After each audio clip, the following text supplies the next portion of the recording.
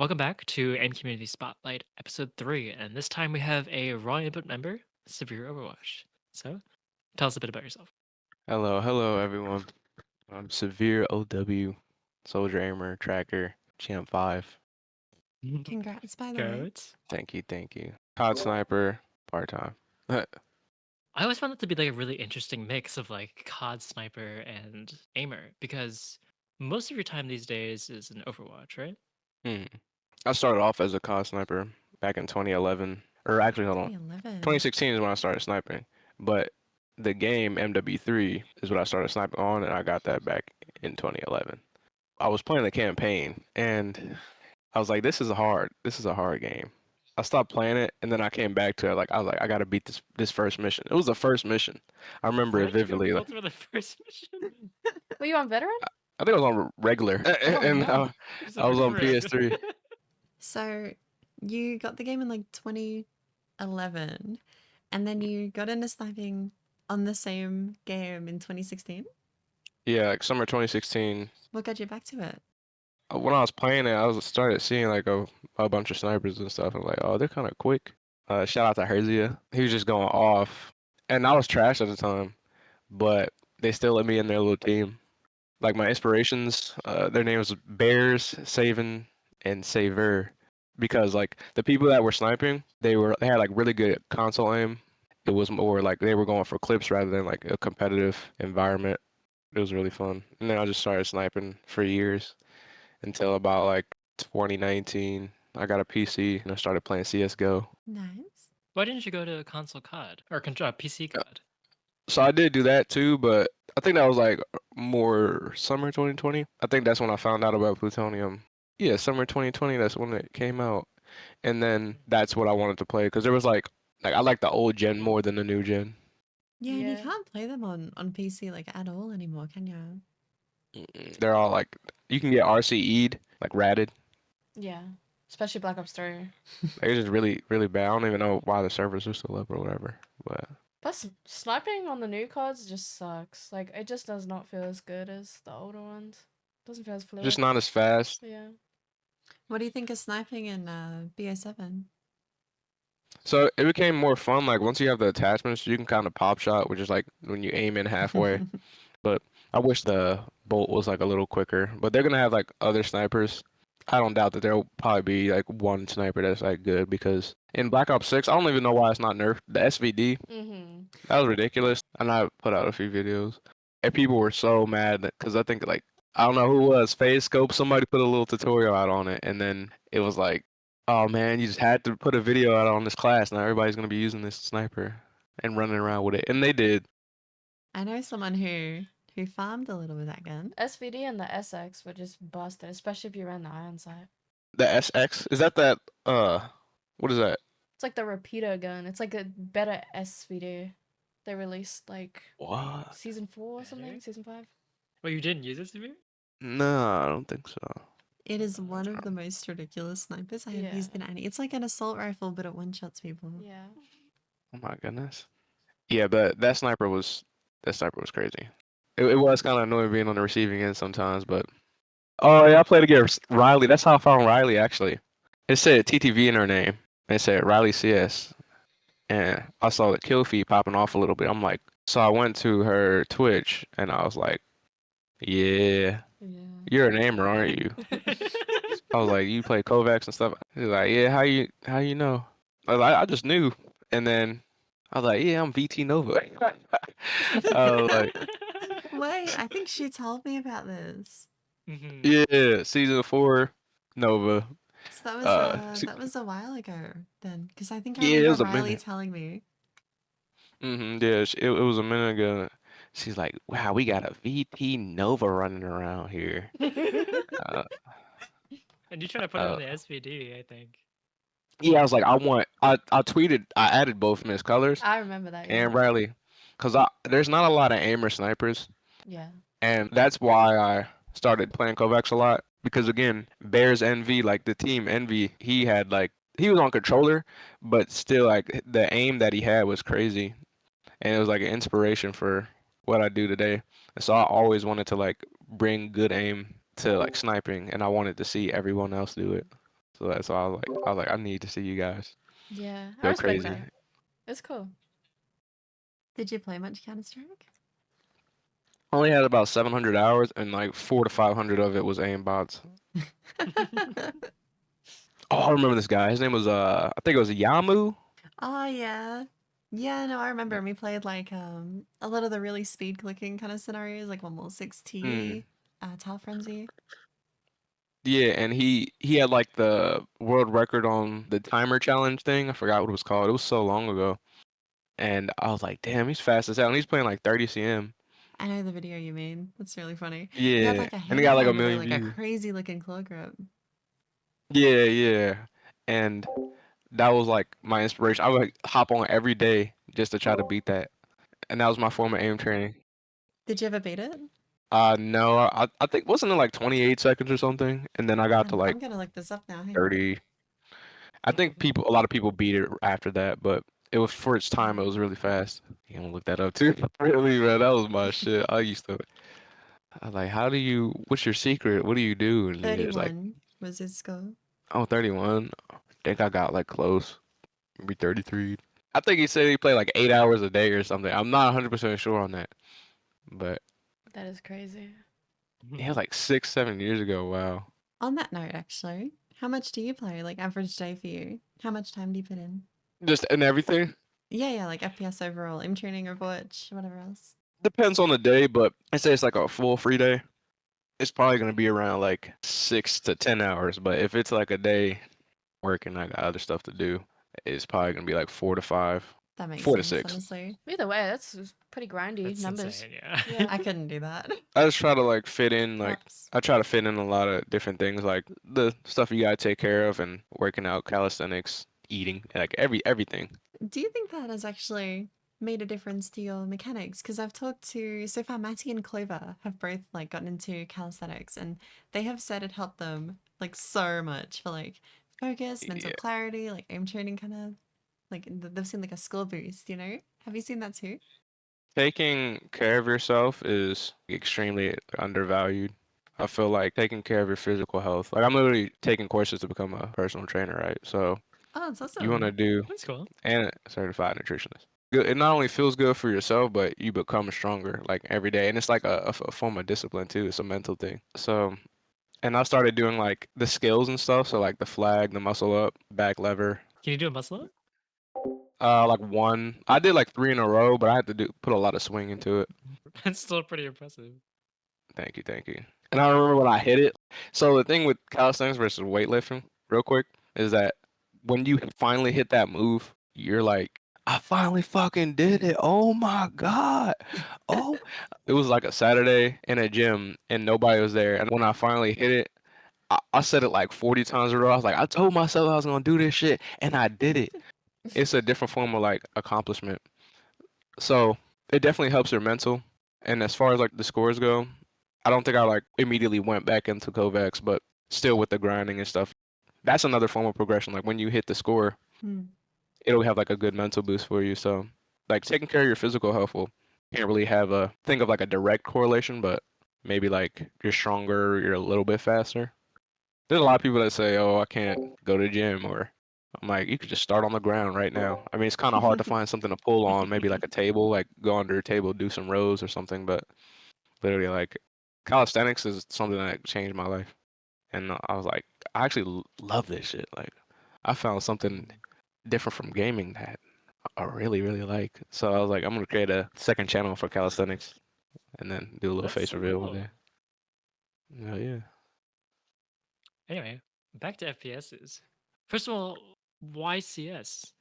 I don't, I don't really know. I think it was probably what was like appearing on my feed. Like some of the COD players were also playing it, and it was like flicky oriented one shot kind of game for the things that I was doing. So I was like, maybe if I play a CS, when I come back onto COD, my aim will like transfer over a little bit.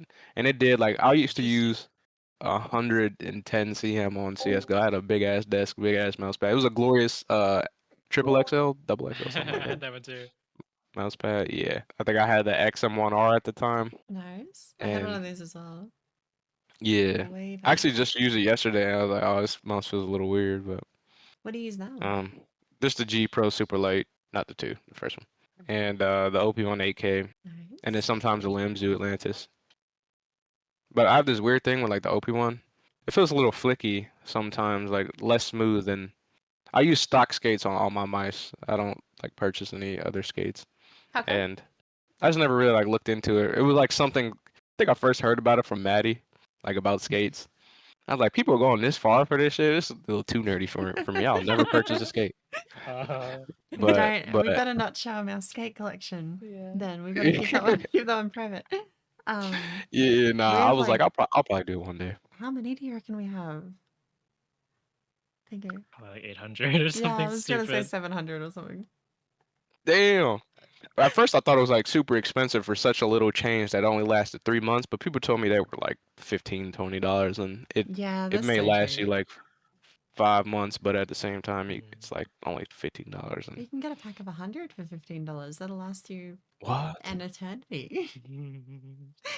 So you're on the Wait, so stock like, Logitech skates. Hang yeah, on, stock I'm, skates on I'm all my my linking mice. you this right now, like this second. One moment. That's yeah. You need to change Maybe we that. get new full size skates. Link in the Pinklefy video. Oh no. Shout out, by the way. I mean, GPX1, that shit must be like 3 years old, right? The skates. yeah, I had this mouse for a minute. Oh God. no. By the way, Is it? when people say they last 3 months, that goes for stock skates too. Like the kind of way you see with aftermarkets, like also applies on stock skates. We take a look at them. I mean, it just looks gray. Wait, were they white at the when they? Wait, were they white? Yeah. Yes. Oh, I didn't know that. Hold on. No, they're great. They're great. Wait, really? Oh, okay. This sounded great. Yeah, Okay, I was about to say, that would like, be did really they funny. turn dirty over time? How Nah, good look. are they? Can we see? Can you send a photo of the skates? Yeah, hold on one second. I get the feeling it's gonna look Yeah, very normal. yeah, I think it looks normal. I thought it was like, I had a G502. They had the black skates, and I didn't realize what they were because like the bottom of the mouse is black, and they completely tore off, like entirely. And I have a photo of the mouse somewhere where you can just see like half a skate like hanging off. Also, those look kind of Oh fucked no. up. Yeah, This they is do not not good. look normal. Yeah. that's not normal. They No. actually they're a little gray. Damn. Wait, it's supposed to be whiter than that or something? Yeah. It's supposed to be less black than Damn. that. Not meant to look And like that that. looks like it has like water damage or something. That's really funny. Okay. So I mean, what? Like, so I'll be you just crazy wear once I flat get feet. some dots. You sure? Ah! Where my feet, buddy. Yeah, okay, I'll try to look into that. People were telling me like, oh, this is probably why sometimes you be missing. Like, I would flick onto somebody, but it would flick away as soon as I'm ready to shoot type shit. Like, It's the skates for sure. yeah, but it was I also like, sent a photo of some more fresh looking ones. oh, okay, Oh, that's funny. yeah, Well, that looks after way this we can cleaner. help you with some skate recommendations if you'd like. I ain't even gonna lie, the bottom of mine kind of look dirty. It does, My yeah. bad, my bad. Hold on, let me go ahead and scrape that shit off. I ain't no dirty No, keep that, keep motherfucker. that. Alright, nah, JD's an expert on I the topic. appreciate You you. gotta leave it alone, No, otherwise it even ruins your aim. even this is a little gunky. Anyway, we haven't even brought up Overwatch, even though you're an Overwatch main, and we're like 20 minutes in, right? So how did it go from presumably CS to Overwatch, right? Yeah. So there were games in between like Apex and Valorant. Got Immortal 3 on that. And real quick, I just got to put the inspirations in there. Shout out to Voltaic Sidewalk, you know what I'm saying? He was the smoothest aimer I ever knew. Oh, that guy was VT awesome. Hollow. Yeah, like no one ever talks about him. He's like so smooth. Chenso Ozisan. Literally, I'll be using his grip saw sometimes. I go that far for that shit. It's just kind of And the skates are too nerdy for you, hey? yeah. That's what I'm saying. JD draws I a would line. copy people's grip styles. I copied Maddie's. Like I would do like shit like that. Nah, me too. Don't worry. Me too. Yeah, like I want to make a tracking highlights dedicated to people's grip styles. Like I want to That's a do great that I too. idea. fuck with that. That's good. Yeah. I was like, today we have Viscos. Today we got June.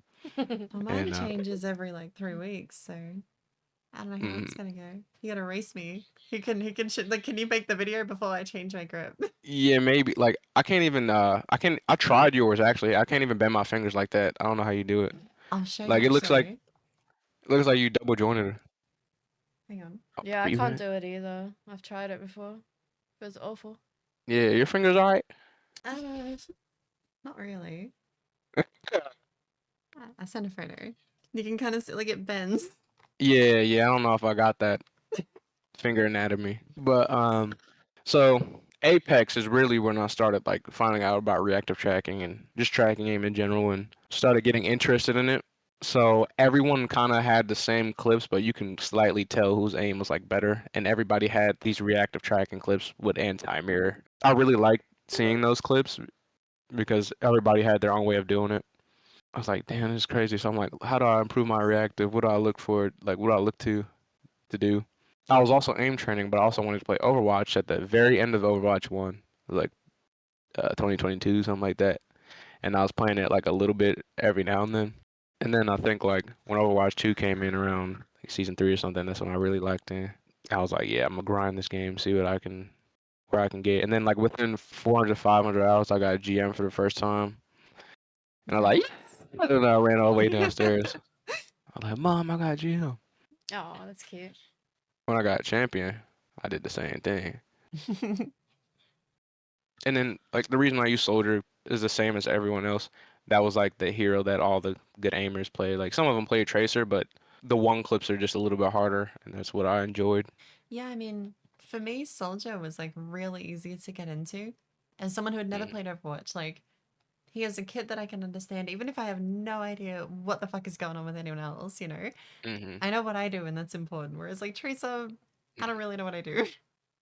Yeah, like the skill floor is low, but his skill ceiling is just one of the highest because he's such a dog shit hero.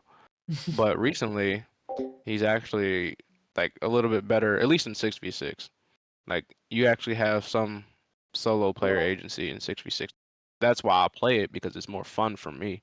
People are trying to like downplay champion 6v6. Yeah, sure, it's a little bit easier, but being like on a bad hero on champion and like top 50 plus, like I hit peak top 26. Now I'm probably like top Damn. 34 or something like that. And there was only like one other soldier on the leaderboard that was above me. I don't, his name was AZ that I had saw. Nah, good on yeah. And I fully agree with what you're saying about like, I don't know, not letting people dictate what you play. You do it because you want to do it. I like that.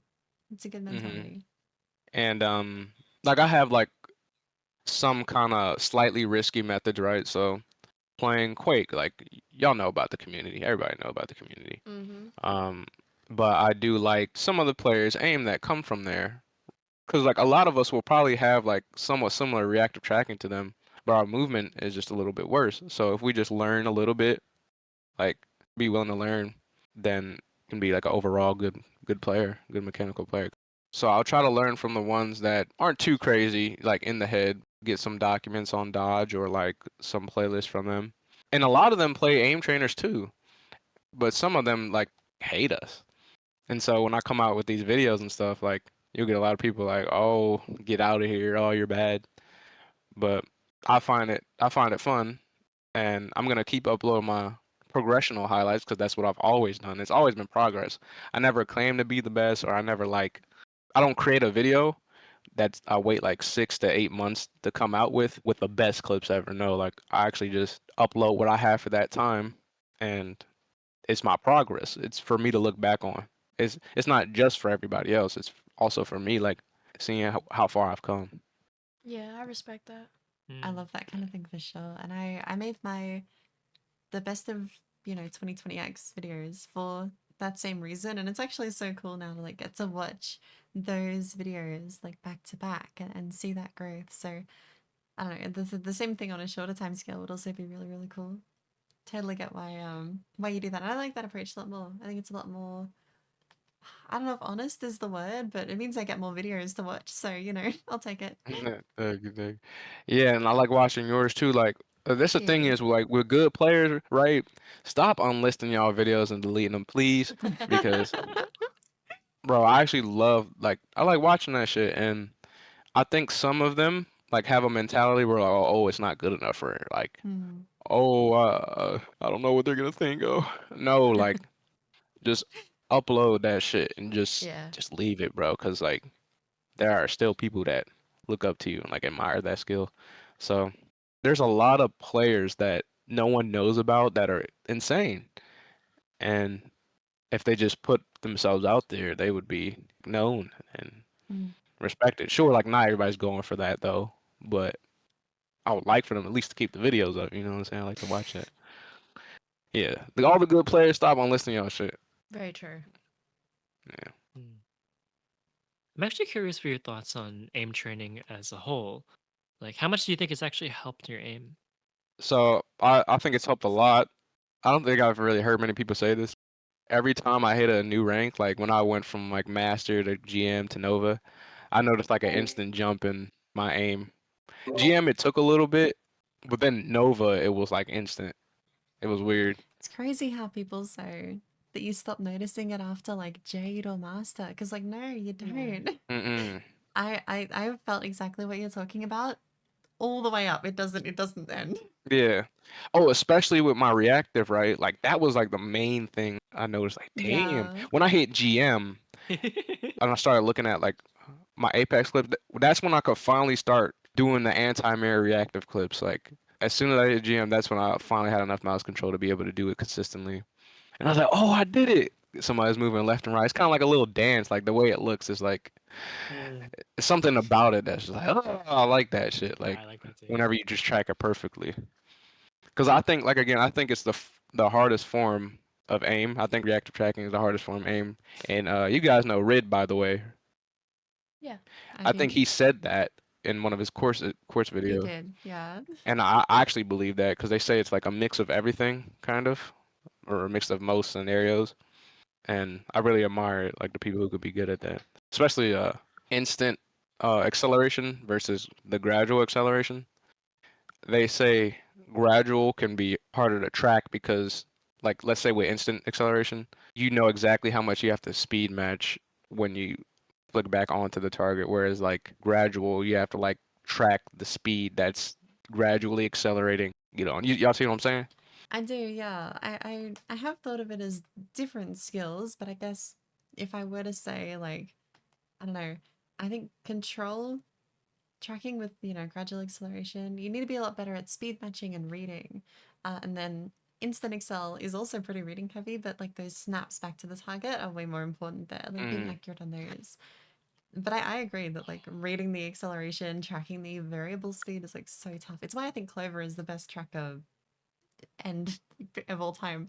Um, because he's just so good at that. So good. He's mostly a control player. Does everything. He put a lot of time in a control sphere and air, but is like probably still best like ground reactive. It's either him or AOD or his coop. I tried to copy that glide grip too, and that shit was hurting. My damn my my thumb was hurting, and I was like, yeah, or not my thumb, my middle finger with middle finger Yeah, because he back. bends it downwards. It's Yeah, crazy. like I tried that grip style too. Like the way that you're separating your middle finger from your ring finger, like it feels like I'm about to like pull it off. I don't know My how. one or Clover's? Clovers, like that pivot maxing is kind of that's crazy. Y'all know Illuminati Plus. Yeah. I would do his grip, it's the grip style, and I was like he kind of like pivot maxes a little bit. I actually noticed a difference in my aim when I changed grip styles, but it's not like something to overthink and like, oh, is my aim better when I use this grip style? It's more like some have benefits and some have other cons. Like whenever I use his grip style, I notice like smoother transitions with my reactive. But if I'm using like Chensos and shit, I have like this really flicky play style. Do you notice that like as you're playing, you will naturally like gravitate towards what you need? Because I have, and I used to try and manually like min max this stuff, like what grip style is best for this game, but Mm. I just do it subconsciously now, so I don't really need to. Um, I don't think it really changes as much over time, just like very, very slightly. But my overall finger Mm. position doesn't change until like I usually switch my grip style whenever I start getting hand pain. I just switch my grip style. I also do the little stretches, shout out to like 1 HP and stuff. I think a lot of people don't do that at all. I do that after like every scenario run and like after every game that I play in game, like every COD game. Do you reset often in Kovacs, or do you just play like 1 minute, one run, do your stretches, 1 minute, one run? I just reset the beginning of the scenario. I usually don't reset Me like too. during it unless like it's like a really bad like dynamic clicking. That's like my worst subcategory. And if I I miss like a actually lot, messaged Matty about dynamic and said like, "Hey, is it normal to reset a bunch on this category?" And he said like, "Yeah, if I play for like an hour, I might finish like 5 runs. So mm, don't worry, God. that's normal." damn. Okay, that's a lot of reset. That's a lot of reset. Yeah, but he's going for ridiculous world records. So Yeah, he's a like he knows just how to optimize the scenario perfectly. And I was like, yeah. he has so much time. Like, do y'all know how much he has in Kovacs? Like 4 to 5 thousand. He has I think 5 or 6 thousand hours in aim trainers overall. So Yeah, it's crazy. a And then lot. like Juicer has like 5,000. Also, shout out to Juicer, man. Yeah. He was a big inspiration to why I do like the highlights I do today. And Mellow Plus. Um, those two guys like those were the top soldier players that I really liked. But before that, like the ones who got me into it were Haunter and Zach, VT Zach. Oh my god. Pingu, the Twitter post that Zach replied to, that was so funny. Yeah, he just Do you showed remember up what in I'm the talking about? video Yeah. for like That's cool. 10 seconds. And he's just like, hey, it's me. That was during the Riley controversy. He just found a moment where I thought he would be good as a background footage. But to me, he's always like this mythical figure of like Yeah. somebody who really got tracking way before his time. Yeah, Or ahead of his yeah, time, I should say. yeah. I think he was like one of the first to really do it. And I noticed the scenarios that he played. Like whenever I play Kovacs, it's always just like air scenarios and sometimes ground. But now that I discovered like Visco's benchmarks, I've been playing that, and I'm trying to get to. Oh, Uh, let's go. I'm actually struggling to get seal complete on 20 cm, but I know it'll come. I just gotta keep grinding a little bit. I only played it for like 2 days. Well, I wanted to ask, like, what are your goals going forward? Because do you see yourself ever maining like sniping in COD again, or is it like gonna be just more Overwatch? Well, long term, I just want to be the best mechanically skilled I can be, and be happy with what I leave behind. And one of them is definitely sniping clips. So let me quickly explain this again. Shout out to Soar Alistair. He'll create these servers on Plutonium MW3. It's a client version of MW3 from 2011, and we'll play these sniper servers, and everybody else will hit these amazing clips, but I struggle so much to hit the good like clips with the kill feed and the multis and stuff like that. But I'm like always top fragging. Every game I'm always top fragging. And I've played every play style, I've did everything. I just never really got them clips that I wanted. But I would always beat people around the corner and stuff like that. I would believe I was faster, just not as accurate. So I hope that like one day I'll create like I'll save enough clips for like a big Taj or something on some Call of Duty, and I'm like happy with the clips that I come out with. That makes me feel so good when people say, "Oh, you inspire me to get back into aim training." Like I love that. So I hope I'll gain the knowledge to properly coach people. Right now, I don't think people have asked me to coach them before, and I have, but I don't believe I'm like all the way qualified to give everybody the best information on how to train because the way I got to where I was now, like the way I got my aim to where it was, all of my time was like dedicated to VT benchmarks and strictly that. Like I never really played anything else besides maybe like Air Angelic and like the known popular good tracking scenarios. And like out of my 1,500 hours in Kovacs, 900 to like 1,000 of it is was dedicated to like air. I was more of like a brute force repetition kind of player rather than like training on the weaknesses. But I still got like decent aim out of it. Do you regret your approach at all of playing mostly like VT benches? Like if you were to go back, would you change anything and play more scenarios, or are you happy with how you put your time in? I would still definitely like train more weakness focused stuff. I Hmm. think overall that probably would like refine the edges or like make me an overall better aimer. Because I think like sometimes I still do mess up with reactive, even though like literally all my time is dedicated to reactive. And people are like, I think you are a smoothness player, aren't you? Like whenever you play Kovacs, you play like centering or smooth. I was like, no, really, I never play that ever. I just use a low sensitivity. That's something we should talk about actually. Sorry to interrupt, but the sensitivity you play, I did not expect that at all when I first like saw your gameplay. Do you And want to tell the story? do you want to tell the story? Because you remember better than me. Okay, okay. So the first time that we ever found Severe was just complete accident. We were looking through a bunch of different frag videos from various people and trying to guess their sensitivity per 360 or CM per 360. And pretty much everyone, whether it was like target switching, tracking, whatever, we got within maybe 3 CM. And then we get to Severe, who's got like insane reactive tracking, and it's just super well rounded, but it has that one specific strength, right? And to us, that's like, okay, this looks like high sense. And we guess like high 20s, low 30s. We check out the description and it says like 80 centimeters per 360. It's the only one that we got wrong, and we got it so wrong. That makes sense. Yeah. I'm gonna say this name, Aim Slut. Um, shoot. It's Rose. Sh- oh, Rose. Okay, okay. That's her. Okay. That video, y'all know the video. I don't even gotta say you know what I'm saying? Y'all know I what I I'm have do to. know talking the about. video. Yeah, y'all all know that video. That was like the smoothest Overwatch aim I ever saw. And then there was like an unlisted video I saw, and she was like using cast. She was like taking her time with the shots, and it was just perfect. It was like, damn, like wait, I already know Mello uses like 50 cm, and then Rose is using like 88, and is this like smooth? And I'm like, damn. And I pulled out the sky pad, but then when I tried it, I was just flicking everywhere trying to bubble my teammates, and it was kind of hard. But yeah, that was an inspiration as to why I like started using like super low sense and started doing the CM challenges. If I were to do the CM challenges again now, I'd have to go by like fives or something. It was a fun time for sure. But you played low sense for like a really long time. Like, I mean, again, like I already did it before Overwatch. You guys know about that. But then, like when I hit up Overwatch, at first when I was like tracking, I never actually went below 40 cm. I was always playing 40 above. It was like mainly like 44 or something like that. And then found out about Rose, started going even lower.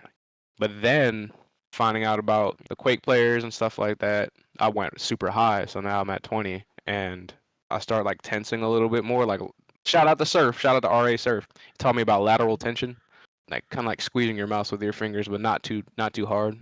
And Viscos, I was watching your tension video a lot as well. Thank you. That really helped me get better with the higher sensitivities. Now I'm on a little high sense arc, trying to get better at that, and I believe that would overall help my mouse control, and I'm not like limited and stuff. But every now and then I'll definitely go back to low sense to see what my aim looks like. And the last question, what advice would you give to newer FPS players who want to get better aim? A lot of people have a problem with self-deprecation, saying, "Oh, I'm not gonna get there," or "I'm not good enough."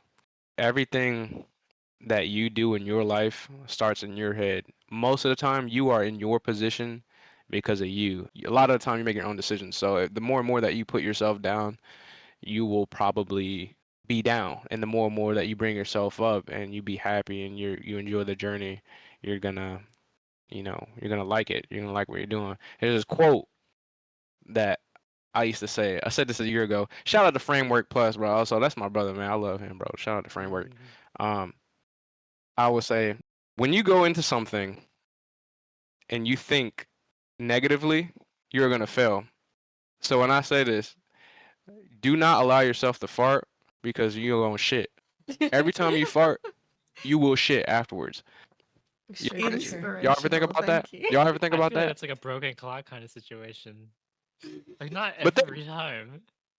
most of the Speak time, for though, yourself. eventually you will shit. Eventually. Think about it. Think about that now. I Sit on think that I'm quote right sorry. now. This Let is it like a sink in. born to die kind of thing. Mm. Like, I just think that that's the quote. That's the quote for the day.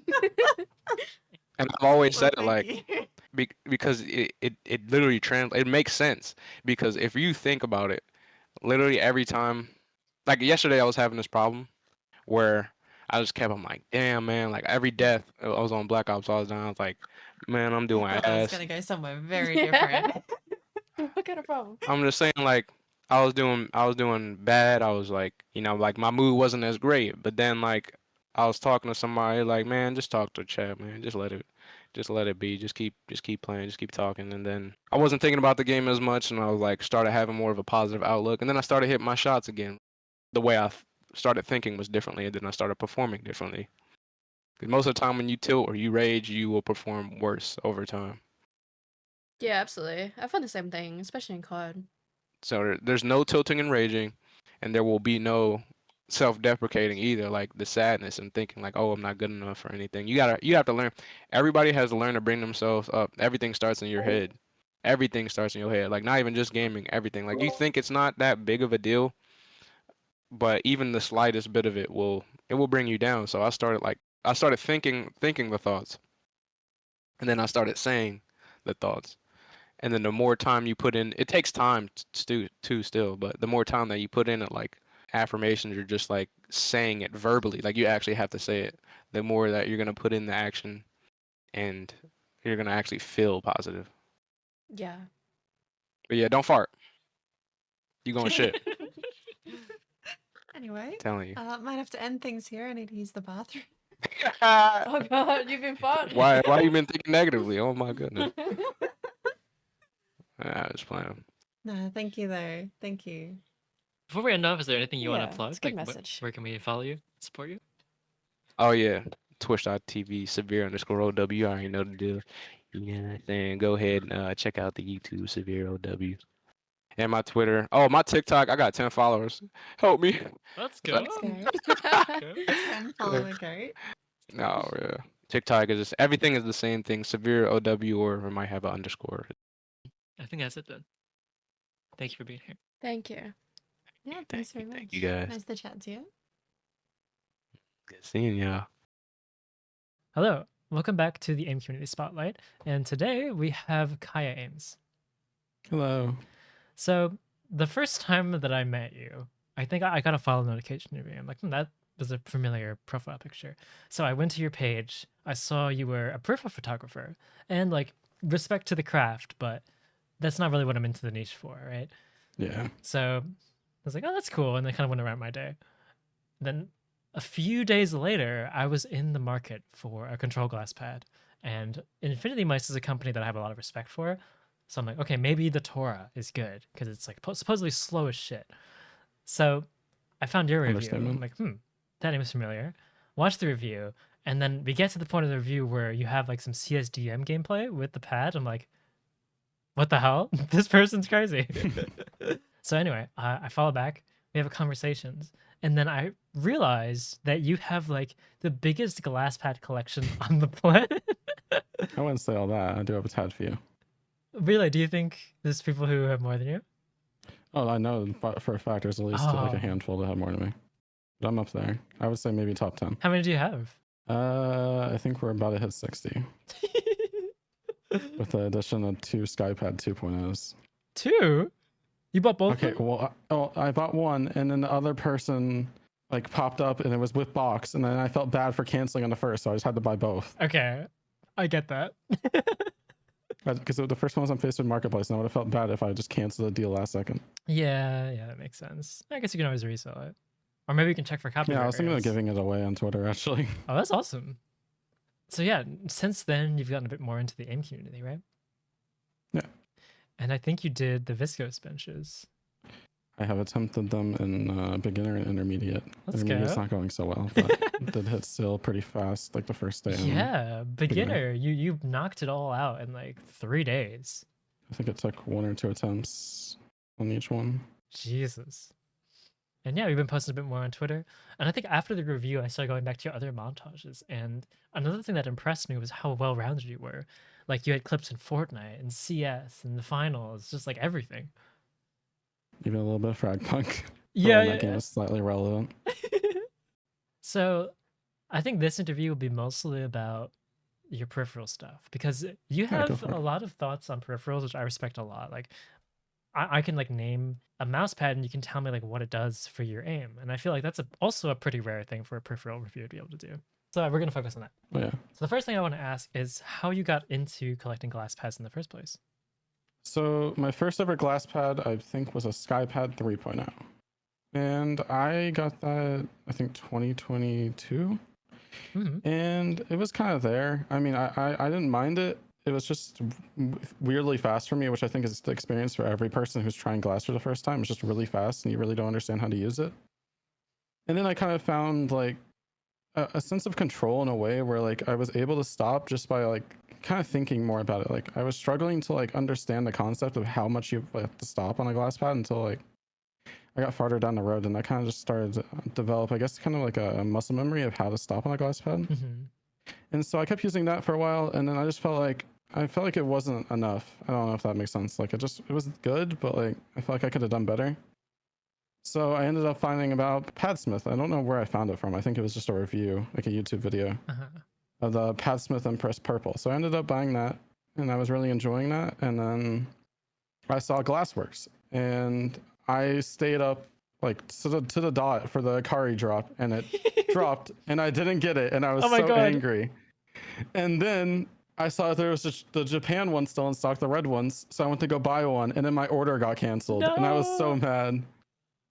And then I ended up like I think messaging Tech about it and asking him more like what I could do or like what the future avenues were and stuff like that. And we ended up having like a long conversation and becoming friends over it. And he eventually, when the Kazami came out, offered me to send me it. And That's that was awesome. my kind of first intro into like I'm like more enthusiast glass pads, I'd say. Yeah. I feel like Padsmith's definitely a start, and don't get me wrong, they make great pads, and for the time Padsmith, the V1 balance was a great pad, but like I think the Kazami really started to drag me down the rabbit hole, and then I just started buying more and more, wanting to try more surfaces, and it's just been going on ever since. So what's the motivation for you to like keep trying them? Is it like So with cloth, like obviously there's differences in all of them. Like it's the same thing with glass. It's just a lot smaller differences. Like with a cloth, you feel like a completely different texture, how plushy or firm a pad is, stuff like that. Obviously you don't have like the plushy and firmness, but you still have those micro texture like engravings in a glass pad, and you can obviously feel the speed and stuff like that. And then the smoothness and more texture. And really those small niches and the differences between them is kind of what drug me into it, because I just found it so cool, like how people were able to like etch in the glass and make just completely different surfaces just from that. yeah. So I mean, I just always wanted to collect more just to figure out what surfaces to do what. And then obviously it's also a nice avenue to be able to give people advice on like what I think about each pad, because I have so many. I can compare and contrast a lot.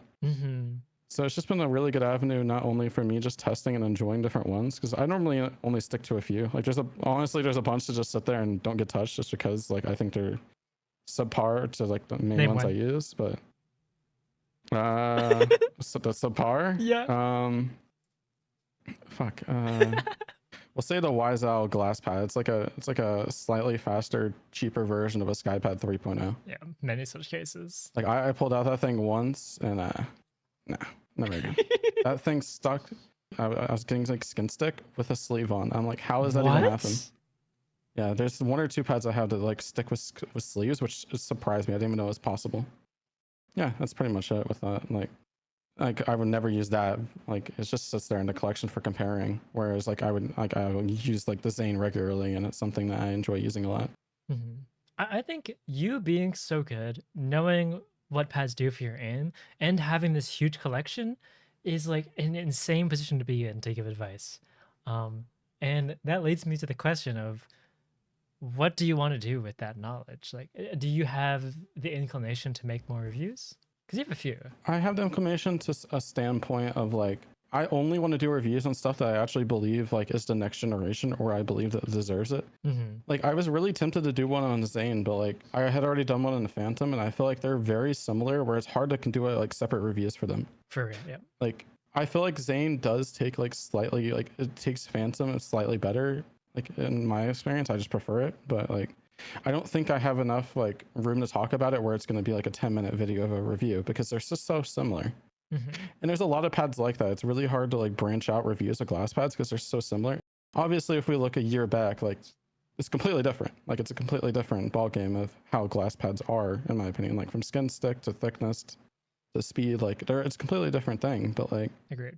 there's still very micro differences. Like in a big time frame, they're pretty big, but like in a small time frame, there's not much innovation happening. Yeah. So I feel like it's hard to cover reviews, but I mean, when there's something new that comes out that I strongly believe in, I do want to do a review on it. That's kind of my mindset with that. Mhm. And then I love people coming to me and asking me questions about mouse pads and like glass pads especially. And I'm always willing to compare and contrast with people, even like record videos for them, just showing them the differences between 2 pads, 3 pads, whatever. Yeah, yeah. I like being that helpful aid just to help give people advice and input on different pads. I don't know if I'll do a review for like every glass pad, for example, but I still love to do some time to time and then give people input on stuff. That's kind of the gist of what I want to do, along with taking photography, of course. Uh-huh. What about like text-based reviews? Do you think you could bang one out for like every glass pad you own? That's possible. It wouldn't be easy. I might have to cut out a few. I mean, there is a few duplicates, to be fair, because some companies like to make different colorways. So If you could like skip all the technical details and just write your opinions on them, I think you could do it. I think I could do it, but it's just like I said, it's just there's so small differences between a lot of them. It's really hard to compare. That's a good point. Yeah, it's probably easier when people just say like, "What's this versus this?" Yeah, exactly. I mean, I wouldn't mind doing it, like doing like a tier list. I think we talked about that before, but it's so hard to do in the aspect of just like comparing some of them because they're just so close. Like we'll take what's a good one? We'll take the YSL and the Skypad for example. So they're very similar in the aspect of like thickness. They don't have a base; they just have the little 4 dots. And then they have a smoothish surface that's pretty balanced quick in this current industry. And then that's it. Yeah, Like they're not anything special and they're very similar. It's really hard to compare those because really the only difference I could point out is that the YSL is more skin stick. Like, that makes a lot of sense. so that's the only bad thing about the glass pad industry is there's so many that are so close together. It's hard to do like a tier list, but Yeah, I feel like if I could pick like 20 that are very different from each other and do like a tier list of like 20 of them. Just knock out a bunch that like are really close together. That's also kind of where I'm at too with pad reviews. It's like whenever I go to take a side pad, it's like I want to make something about this, but like almost every other glass pad is like I never want to talk about this ever. Either they're a downgrade or they're just not anything special. Exactly. Yeah. Like we'll take let's see, what's a good one? The VA05. Like it was supposed to be extremely fast, extremely textured. Like, or like, I don't know if like extremely textured. I don't know if they marketed it that way, but it was supposed to be very fast, very more textured. That kind of like new surface, like just like the Phantom. I don't know if you saw it, but I just felt like it was really underwhelming from what I've seen. Like it just. Have you tried it? I haven't tried it yet. I just haven't seen a reason to buy one because I haven't heard really much good about it besides the people who glaze wall hack. Sadly. Yeah, my opinions are pretty like middle. It's okay. Yeah, kind of iffy. It's not pushing like the Phantom to the industry, in my For opinion. sure. It's pushing in a different direction, which I do respect. At least my copy, but apparently people have like really slow versions of it. I've heard a lot of variations. I think some of it is to do with like that. From what I've heard, the pad collects oils like a lot. I see. Like really bad at collecting oils. So some people don't wipe down their pads. So it has a lot of different speed differences. But I think there's also some variations with the surface on that one. Got you. What I've seen. Let's use your knowledge then to give some recommendations for people listening. If you had to recommend one glass pad as like best value for money, what would it be? I think you're gonna know my answer on this one. I so gotta say Singularity. The Takasai Singularity? Okay, when the Singularity is when it's in stock, I think it's the best. I think it's the best for the bang for your buck. Like you're not gonna find anything that's cheaper, that's more like balanced, consistent, that's gonna drag you into it. And I think it's just like the best bang for your buck. If I had to say something besides that, well, they're currently in stock. I'd say the Harut because they're really cheap on sale right now, and it's I believe like just like balanced, the slow side, and it also comes with skates and other goodies. So I feel like it's a good shout just for the price at the moment. Because I think it's like $70 right now or something, which is pretty damn good deal for what it is. And there's a lot of creator codes as well. Yeah, of course. Somebody in do you have a code? No, I don't have any codes anywhere besides I think I have a UKM code. That's about it. There's somebody in the community named Nia, Nia. Could use that for another some % off with the Harit, and it gets it down to like 50, 40 USD. Yeah. Really with, solid. shipping probably still like under $70, just crazy. Yeah, those are my two as well, which is reassuring for me. Yeah, I don't think there's any others to stand out to me unless you can find something that's not either like, you know, used or on sale. But like, Agreed. What about like best glass pad regardless of money? okay, I think you're no answer on this one too. Yeah. For texture and speed, it's Zane. I think Phantom's great, and I think they're very close. I think Zane just takes the cake for me slightly. I like the pushing ability, but it's not for me because I don't push it that much. So I felt like Zane was just a better choice for me. And then when we get to another one, I also have to say the Hannah, you know. It sounds like I'm glazing glassworks here, but I mean, those are my main two at the moment. Like, they're completely two different ball games. For sure. So Zan is speed plus texture, Hannah is smoothness and control, right? Yeah. Yeah. So with Hannah, it's not, you control it in a different way in my eyes. Like, when you're aiming with the Hannah, it's so smooth, you don't have the texture to push into to stop. It's more like, it feels like air's like pushing against your hand, stopping you, slowing you down when you're trying to stop on it. Interesting. And I feel like it's a really unique feeling in comparison to a lot of like the texture glass pads. You're just not going to get that experience. There is other pads very similar to Hannah, like Yukioni 2.0 is very similar. It's just slightly less smooth. And then there's really not that many like controlled glass pads. I feel like. Yeah. You have another one, which is what I guess the Tor is another good one, but the Tor is a lot less smooth in my opinion, at least in comparison. And Tor actually might be slower. It seems really slow. For me, it was like muddy more than slow. Yeah, it's almost too slow. I feel like Hannah has like the perfect contrast of like insane smoothness, but it also is like not slow enough where it's like unbearable. So those are probably my top two at the moment. I have to try it. Good luck finding one. Yeah. Oh god. So do you ever see yourself going back to cloth as just like I am on cloth right now, actually. Oh shit. The past week or two, I've been playing cloth because I felt like I wasn't giving it enough of a chance, which I think they're both good for the different standards. Like, I can aim perfectly fine on both because I've had a lot of experience on both. Obviously, I got more into aiming in the past few years, but I can definitely say I own a few cloth pads. I think we're at like 40. Yeah. So what are you using now? I am using the Ninja V2.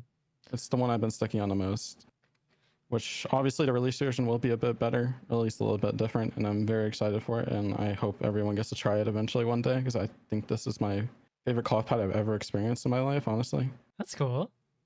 But I want to put more time into it. Like, I've been playing a lot of deathmatch, and like so much where it's like, I think 18 to 20 hours in the past week of just straight deathmatch. That's pretty crazy. It's just been giving me a lot of time to like just like understand how I aim on cloth, which the one main thing that's brought out the difference is overflicking. I feel like I overflick a lot less on cloth than I do glass. That makes sense. Which, I mean, yeah, protect FPS especially. Even with stuff like the Hana? Yeah. Hannah, it can be overwhelming for a lot of people, which is why it's hard to recommend sometimes, because I can see a lot of people having issues with it being so smooth where they feel like they have no control.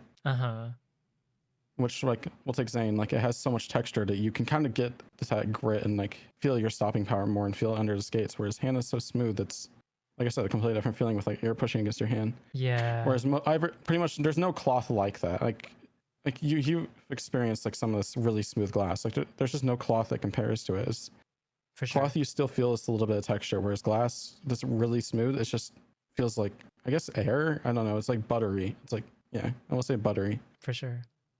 What about other things that differentiate the two in terms of how it affects aim? Obviously speed. Like, obviously glass speed is always going to be quicker than cloth speed. I mean, you can have the fastest cloth pad against almost even a balanced glass pad is probably going to be faster. It's just how it is. Yeah. Obviously, when it comes to the aspect of aiming with that, you're just going to have to get used to it, either lowering your sense or just, you know, adapting your aim. It's not going to be easy. Like, I think anyone making the switch from cloth to glass is going to struggle, at least for the first few days, if not weeks. I think everyone's experienced that at one point if you've used glass and cloth.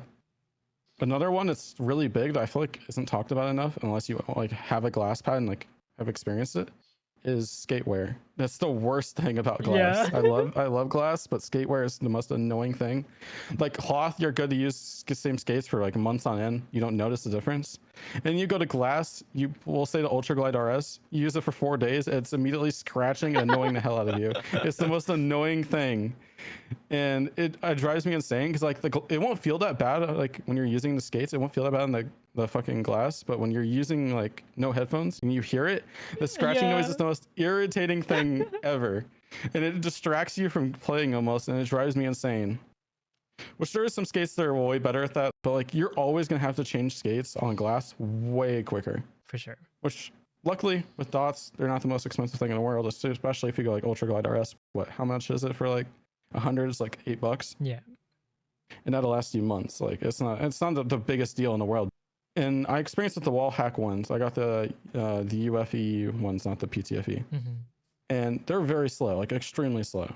But they started scratching, and you could look at them, and they just had like insane scratch marks all throughout the bottom of them within the first day. And I'm like, why are you What? wearing so quickly? But I thought they said they have 15-month lifespan. What do you mean? Yeah, I had to take them off after a week, I think. And then, yeah, that's the one bad thing about glass. Oh, I should mention dust. Dust is the other big one. Yeah. Especially if you're in like a very dusty household or a dusty place. Like without a dehumidifier, which a lot of people don't have, you're going to get a lot of dust on your glass pad, which some are better than others. I know some people have mentioned like Skypad 3.0, where it's really bad, where like they have to wipe like every hour. That would drive me insane. Yeah. Which that is a good thing on that one side, is it's so much easier to clean glass than it is cloth. Like it would drive me insane cleaning cloth, like having to dump it in a bathtub with dish soap versus just using some water and a microfiber cloth to clean it otherwise with glass. But I feel like those are the main differences that like may stray some people away, or actually might benefit them. With the cleaning, it's just so much easier and it doesn't wear. Those are probably the main differences. I'll stop you up. And What about in terms of like aim performance? Like, do you believe that glass is a higher skill ceiling? I think glass has a higher skill ceiling to some people. Some people really struggle on it and they just, try it. They're done. They don't want to learn it. It's not for them. Completely understand. Don't blame you. Like when I first started glass, I didn't think it was for me, but then I put more time into it and I felt like it actually brought my aim up more than before. I felt like it let me, you have so much more raw control over your aims. You don't have anything stopping you. So you have to micromanage every move you do with that mouse, I feel like. Mm-hmm. So do you think it's more like a difference of technique and style, or is it just about time put in? I think it's time and thought process. Because if you think of playing glass, like the way you play cloth, I don't think you're gonna excel as much. Because I feel like in cloth, correct me if I'm wrong, I feel like you don't have to think about every single micro movement. Whereas if you're on smooth glass, you really have to think about it, because if not, you're just gonna completely, spin out. Just completely go the wrong direction. I think the way you think about it is different. And I think while you're playing, you pretty much don't think about it anyway. It's mostly like in practice. Yeah, so it's mostly especially towards the beginning as well. Like for micros, for example, a lot of it on cloth would be about like managing the initial friction, and a lot of it on glass would be managing the stopping power. Glass just does not have that level of dynamic friction yet without destroying friction balance compared to like a good control pad or even like balance pad. Yeah. The only thing we even have close to that is like glass infused cloth pads, like the Shindekai. Yeah, That's the closest we're gonna get, which isn't even really a glass pad at that point. So speaking about CS a little bit more, you play a lot of DM. Yeah, I play too much DM. I play more of it in retakes than the actual game. It's kind of sad. Well, I get it. It's just a fun way to practice, right? Is that how you see it? Yeah, I like having constant fights. Obviously, I love playing the game normally, and I'll play a good amount of 5v5, like just normal comp. But I just like having the quick duels, instantly you're dead, fight another person. I like being able to build up my aim that way. Yeah. If you don't treat it right, you're gonna build really bad habits. I still have to get rid of this habit of your mind will subconsciously memorize spawns in deathmatch, which is annoying as hell because you'll play around it sometimes without even thinking about it. Yeah. Which is a really unhealthy thing to do because you want to be moving around a lot. You want to be getting used to angles that you normally wouldn't experience. And I feel like that's the best thing you should do at deathmatch. Obviously, practicing the fine things, crosshair placement, counter strafing, how you aim, everything like that. But also just getting used to situations that you normally wouldn't be in, because it just helps you, be used to it and not freak out when you're in that situation in an actual game.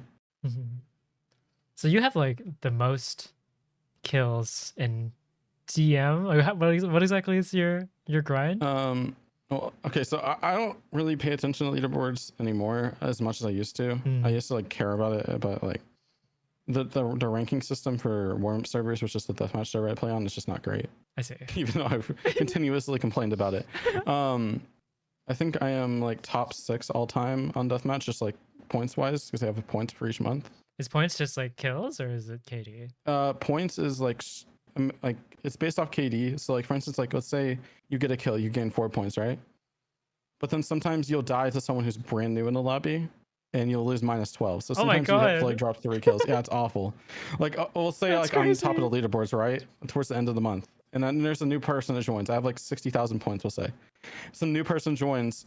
I kill them. I get 3 points. They kill me. I lose 24 points. It's awful. That's horrible. I'll have a 2 KD. And even with that, I'm still losing points at the end of the month because it's just that bad. I just wanted to like give an example of how bad the point That's system funny. is. So as I've learned to just not care about it. So yeah, I just been dumping a lot of time into it and mostly just like work on like micro things. Like I got this, I was given this advice by a liege, which I feel like is like a really simple advice, but it's been helping me a lot. It's just to work on unnecessary movements when aiming. Because like I'll flick, I'll either over flick or I'll look up and down a little bit and it'll completely mess up my trajectory. Like I'm trying to make a smooth movement to another angle. Right. And I've been trying to like get rid of those extra movements just so I can have a fine line between each point, like A to B. Mm-hmm.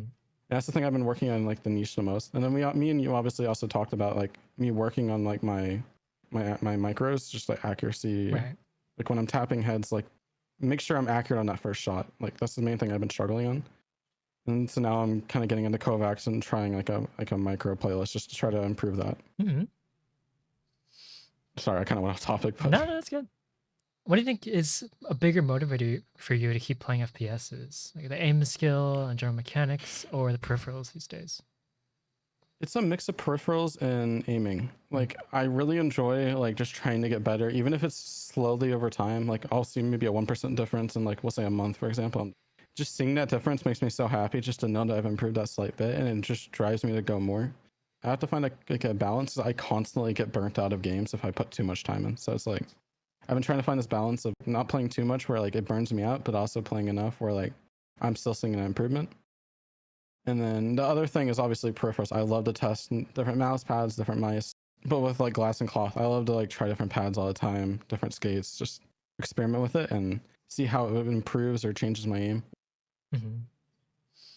And lastly, what's one piece of advice you would give to people who want to improve at FPSs? First thing is don't compare yourself to others. I don't think you should be looking at a pro and saying, I want his sensitivity, I want all of his stuff because I think I want to be like him. I mean, you can look up to people, like, oh, of course, like you can look at people's montages to get motivated and stuff like that, but don't like critique yourself based off other people. Focus on your own improvement all the time. Like just focus on what you do better and look at like your improvement over time. Don't look at your improvement versus other people's improvement because everyone learns at a different pace. Everyone improves at a different pace. Everyone puts in more time or less time, and kind of just motivate yourself in your own way. Like don't look at other people as like your... Yeah, that's good. That's good. And I think that everybody has different methods of improving more efficiently, and everybody has different weaknesses. And a lot of the times when you just look at somebody's current skill level, you don't see that complete picture. You just see like what you're worse at. All right. Well, thank you for your time. I appreciate it. I had a lot of fun and I really enjoyed talking to you. Yeah. And I hope people learned one thing or another. And if anyone ever wants to get some glass pad advice or compare and contrast or just discuss them, hell, even cloth pads or mice or whatever, I would love to. I'm always around. I'm a bit of a no-lifer, so I'm always open for discussion about random stuff. You can DM me on Twitter or Discord, whatever. Let's go. Bye-bye. Hello, welcome to the first installment of the Community Spotlight. And today we're joined by Nocmori, who is a Raw Input A member. Hello. So I've got a few questions for you. First one is, Sure. how did you get into FPSs in the first place? Ooh. I've been playing FPSs since like Xbox 360, playing like COD and stuff. Which one did you start with? Oh my god, the first COD that I played? I It would was guess Black Ops 2. probably Black Ops 2. Yeah, Holy I think shit! it was Black Ops 2. And then I went back to like Black Ops 1 and stuff. I was a big zombies fan though. I don't really like multiplayer. Interesting. So when did your interest in FPS become more competitive? Definitely Overwatch. 100% Overwatch. Mm. Like Overwatch 2017 is when I was like really into Overwatch, and I found out about Twitch, and then I started watching people play games on Twitch, and I was like, wow, wait, there's like PC players that are playing this on a computer. Like I didn't even think about that before. And that's literally the reason I got my PC, is because I was just watching streamers and I wanted to do that. That's cool. Yeah. So do you think if console Overwatch existed back then, you wouldn't be MNK? Probably not, honestly, because I didn't know about anything on PC. I didn't even know Counter-Strike existed, or like TF2. I was in my little console world. Like that's all I knew. That's crazy, honestly. I didn't know about Twitch or anything. Didn't you get to top 500 really fast? Yeah, like season 3. It took me like 200 or 300 hours or something. That's very impressive. Yeah, but I think season 3 was easy to get top 500 in. Okay. Really? I thought there'd be more people playing it back then. Just the average skill was I don't know. I think it was kind of fake. I think that's what people say, but I don't know. I was proud of it at the time. That's how I found you in the first place, ages ago. Just had a bunch of soldier montages I thought were really good. Really? It was just soldier videos that you found? It was. Oh, I think shit. that the name Origami is like, this guy seems like a nerd. See what he's up to on Twitter. Yeah. I don't know why that origami video did so well. I ended up like not liking it at all. Huh. Do But- you have any like unlisted? Oh yeah, I have literally my all of my old videos are unlisted now. Do you have them in the playlist? It's like 20 old videos. Yeah, I have like an archive playlist on my YouTube. That's good. That's fair. It pisses me off when Yeah. people like Urpa have so many old bangers, but they're just like super perfectionist and they just don't exist on the internet I anymore. know. I loved Urpa's Overwatch videos and he took them down. It's so fucked up. The Gundam I was so video. sad. What the hell, man? Yeah, the Gundam video. That's actually so sad. But it is what it is. Mine are still there. They're just hidden. So the next question: how many hours do you think you have in FPSs, and how many years have you been playing for? Oh my god, I like literally just added up my Overwatch time not that long ago. That's right. You're FPS getting in- drilled by Riley. Yeah, Lying about you your and hours. her were saying I had 2,000 hours in Overwatch, and it was just No, it nowhere wasn't me. near that. I thought it was like nothing, but I guess that's when you got type 500. You had like nothing. Yeah, okay, let me think. Games in general. If I had to take a wild guess, oh my god, that's hard. Probably like 2,000 or 3,000 total at the very most. At the most? At the very most. That can't be. Yeah, that right. 100%. That No, can't that's be. No, you're a liar. no. I don't No, believe I it. was- Nothing. I'm so serious. I have more in I team know that's two. what I've been. That's what I'm saying. People have so many more hours than me, and it makes me so sad because I just gotta lock in. I need to hold on. I thought you had I'm like gonna a find- couple, like 900 name trainers as well. No, not 900. No, I don't believe you actually. Okay, my total Overwatch hours is 776 as of today. 776 total in Overwatch. Is that BattleNet or is that like career profile? That's BattleNet, but I added up all my What? accounts together. So all of my accounts, that's 776 hours total. Only 259 in ranked. I'm skipping a question. What did you do to get to your level? Because now I'm interested. That's so fast. Like just extreme levels of like criticism, trial and error, and just like brute forcing. Like I would just really, really obsessively think about everything for a really long time. Interesting. So, what level do you think you think about aim to? Do you think about it on like a biomechanical level, or just like this isn't good? I need to practice this specific skill. Honestly, aim, like, okay, maybe if you asked me that, like, I don't know, like a year ago, it would have been a very different answer, but aim, I don't really think too much about anymore. Interesting. Like, it depends. If I'm aiming really bad, I'll start thinking about my aim a lot, but I try not to think about it. So, do you think that But- like it's still something you obsess about in your watching your own gameplay and such? Oh, yeah. Like, if I'm watching clips back, like, then I'll kind of hyper focus on like, yeah, I'm not tracking that person well, or How just deep does the like analysis go though? Let's say you miss a track. Is it just like, oh, that was bad, or do you think about the why? um I don't really think about the why too much. Like I have in the back of my mind like kind of the reasons that I aim bad most of the time, and usually it's just like tension problems because Okay. I just be like tense as hell when I'm aiming. So what about like practice methods and such? What do you think was the most helpful to you? Okay, okay, I will stand by this forever. I will stand by this forever. The thing that like made my aim, or the thing that improved my aim the most ever was TFFA in Overwatch. That shit was peak.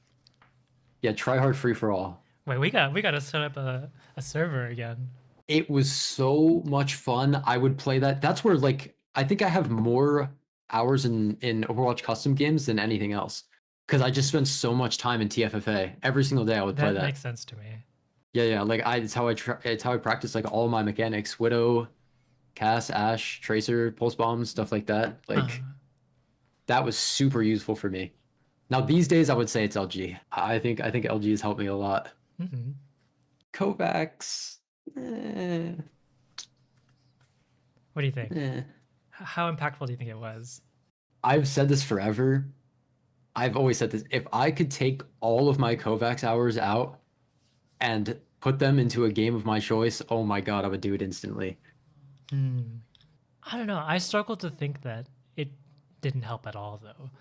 I felt like Oh no, your I don't aim think is it too didn't help at fundamentally all. sound. I don't think it didn't help at all. I just don't think it got me what I wanted. If that makes sense. Like I think visualizing certain things it helps with. Like I think target switching is a good example. Cause like before I didn't even know what target switching was. And so I had no idea how to even like approach it. And having Kovacs just kind of like lay out the targets and like you just get to practice over and over, like moving your wrist, moving your arm, and you know, the stopping power required and all that stuff. Like I think that helped with like target switching and just understanding it. But then when I got into game, I think I just improved a lot faster just playing the game.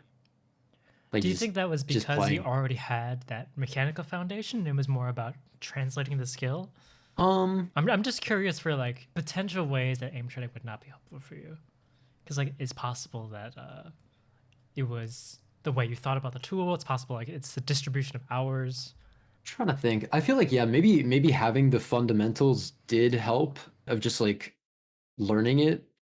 Okay, like my original like this is completely gone. It's like deleted off the face of the earth, but I did have an original target switching video like way before I posted my first one on YouTube, and it was bad. It was really really bad. And that's why I hid it forever. It was terrible. But I think I was doing Kovacs then as well. It's just you might be right though of just having like the fundamentals from Kovacs and then transferring it over. But like as far as like speed goes and just getting better clips in general, just spamming the game definitely helped me way more. That makes sense. That makes sense for sure. I think it has to be used correctly, and it's very easy to use poorly. It is very easy to use poorly, Supplementary. especially since my Kovacs time is like mostly free play. If you're gonna use Kovacs, do your research and don't play grid shot. That's interesting, actually. So you didn't enjoy playing for scores, or?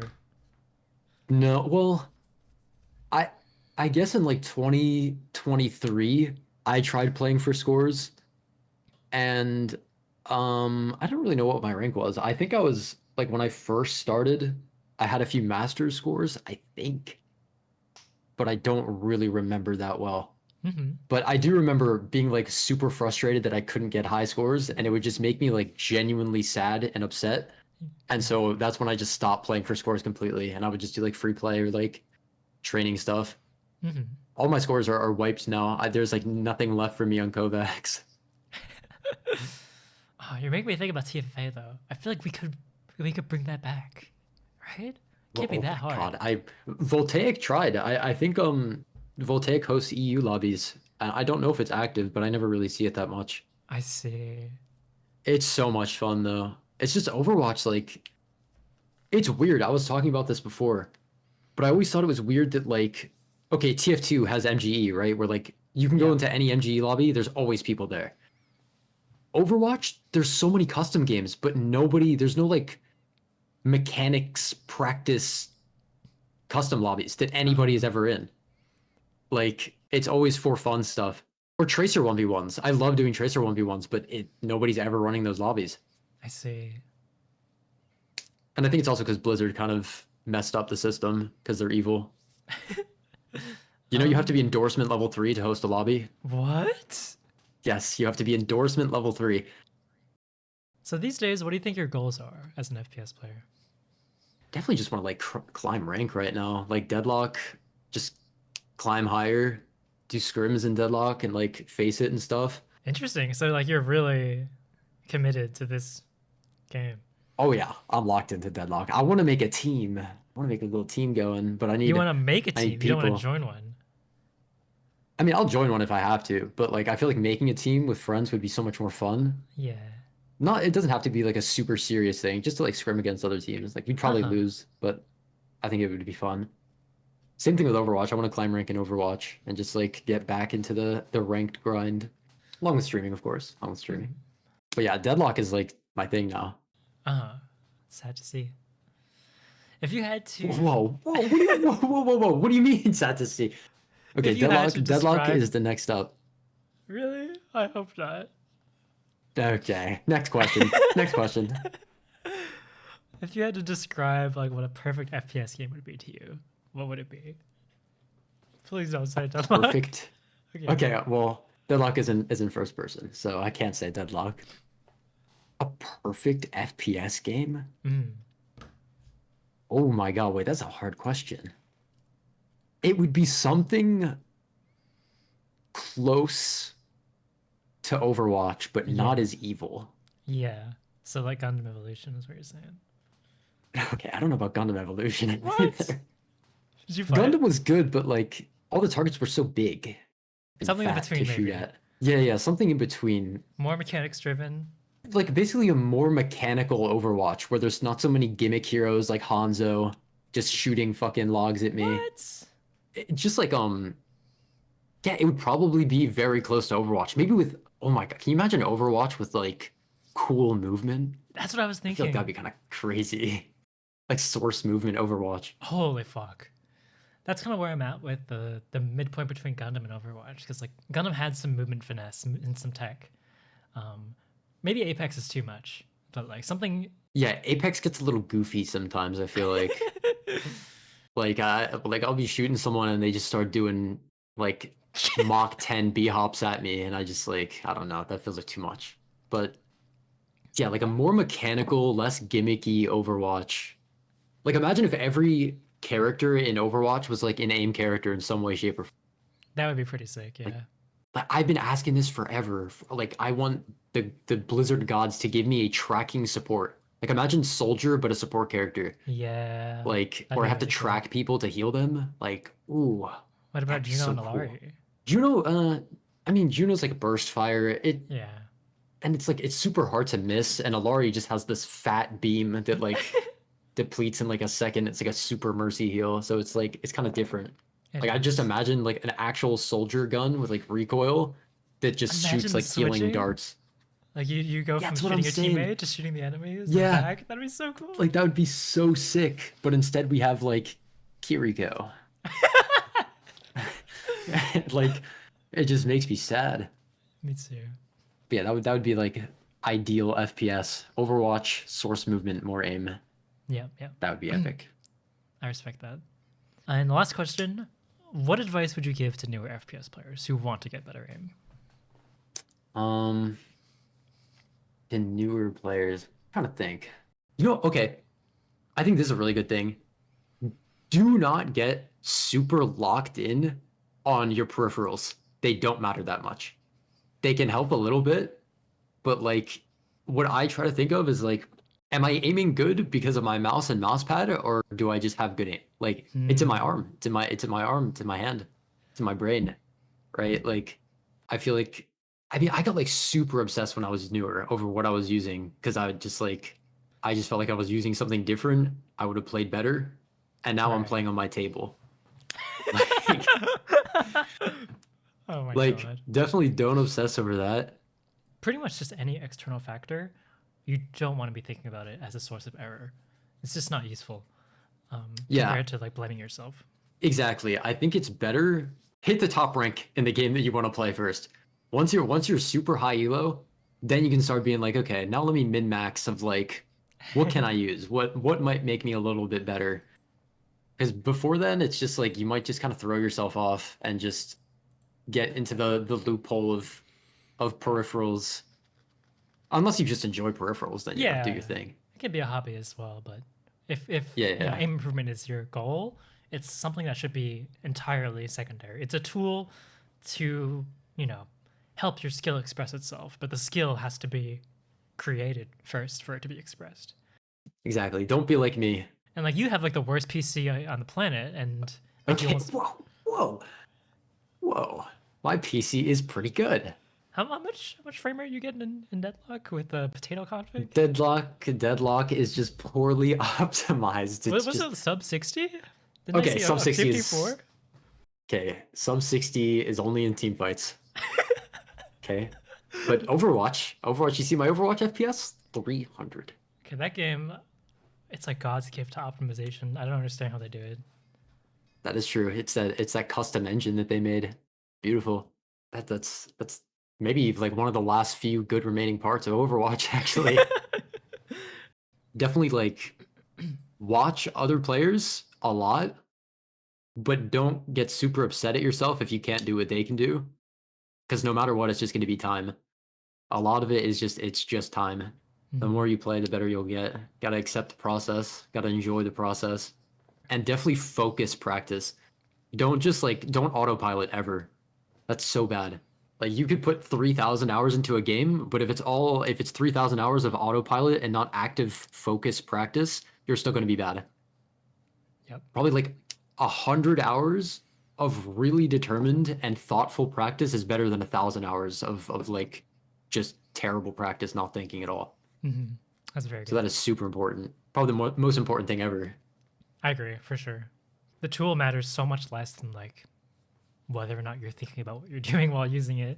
Yeah, I think like going back like 3 questions ago, that would probably be why I don't have that many hours in games compared to other people, but I improved kind of fast. Is because I was really thinking a lot whenever I was playing very hard to the point like it would like genuinely upset me. But like Okay. but yeah, like I would I just get like it. think super hard about everything that I was doing. And now I have like 3,000 hours in games, and now I need to get 10,000 hours by the end of next year. Simple as that. I still don't believe it. That can't be possible. It's true. Okay, like 776 hours in Overwatch. I have 400. I have about 500, maybe 600 hours in Deadlock, and those are my most 2 played. But you've got like 5,200 and like a bunch of other games. I guess that. Yeah, fuck, I've like it's adding some up. hundreds spread out. Like I have 200 in Battlefield. I have 100 in the finals. 60 in Apex, 58 in Marvel. But like was now we're already Marvel. getting into very small numbers. Yeah, they like are. I would say so. Okay, I have like 500 hours in Counter-Strike, but unironically, all of that is surfing. So I don't know if you want to count that or not. That's Like so I funny. surfed a lot back in the day. Okay, smooth But as yeah, I practice, think though. yeah, smooth as practice. But yeah, at the very max, I would say 3,000 hours is like my total over all That's games. fucked. So where can we follow you, or where can we see more free gameplay? Do you want me to send? What? It's fine. Would I'll you put say the it? links on the. Yeah, you can just say, you can just Put say the it. links. Can I get the thought process of what was going through your head when you manipulated me into editing your video? Whoa. Manipulated is a strong word, first of all. And it was worth it because I knew that you could make something way better than I could make, and you made a fucking masterpiece. You made me look good at games. It's crazy. It's actually crazy. Like you're like Mozart. What are you? Mozart of clip dumps. All right, thanks for being here. Yup. See ya. Yup. Bye bye. First question, pretty easy one. How did you get into first-person shooters? I was trying to think about this like, I don't know, 30 minutes ago. I think I might have played Black Ops 2 Yeah. on the Xbox 360, and I didn't really care for it at the time. And so kind of let it go. And then my sister's boyfriend at the time showed me Rainbow Six Siege, unfortunately. I don't know what happened from there. I kind of just played that for hundreds or thousands of hours. Yeah, and that's about it. And then I don't know, I just hated Siege. Like the more I played it, I was like, what am I doing? So I got a PC and tried other things. That is crazy to me though, that you weren't like too bothered about Black Ops 2, like one of the best games of all time. And you're like, yeah, I'll play some Siege. Yeah. Yeah, no, I was worst decision you could ever make in my life. Nah, that's fine though. Actually, that wraps into the second question pretty well. Is how many hours do you think you have across like all FPS games, and like how many years have you been playing for? I think Siege would probably be like fucking maybe 10,000 across all platforms. Maybe not. Maybe like 6,500. But I don't think I have many hours in any other games. Like I have 200 on COD, 300 on finals. So probably altogether like 7,000. You only have 300 on finals. Yep. What a thought. I just recently started playing it. Fair. I kind of did my aim training through. I only have 20 hours on Kovacs too. Oh my god. I did my I did my aim training through different FPS games, I guess. Like Siege was kind of my static, like you weren't really doing much. And then COD was kind of like my target switching, and then finals was my tracking. So Yeah, that's kind of how I fair. looked at it. I know some people like why didn't you get super into Kovacs, or do you just like prefer playing games?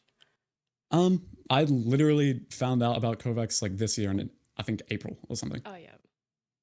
But it is so infuriating. Like it reminds me of when I used to play Geometry Dash. It's just a bad time. But I've been liking it recently, especially with the viscose benches. Yeah, they're pretty good actually. Very fun. I've been doing them too.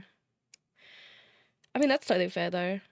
It's just surprising to me. I would have guessed more time in aim trainers.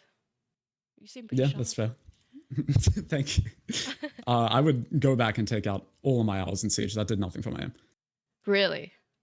That shit is so bad. I would immediately put that into any other. If I wanted to be good at aiming, I would, go back and change all of that. That's fair.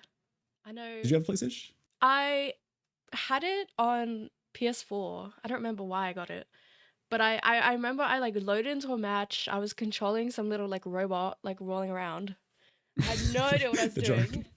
And I immediately got flamed by my team, and I closed the game. I went back to like COD. I was like, nah. You just perfectly described Siege. Yeah.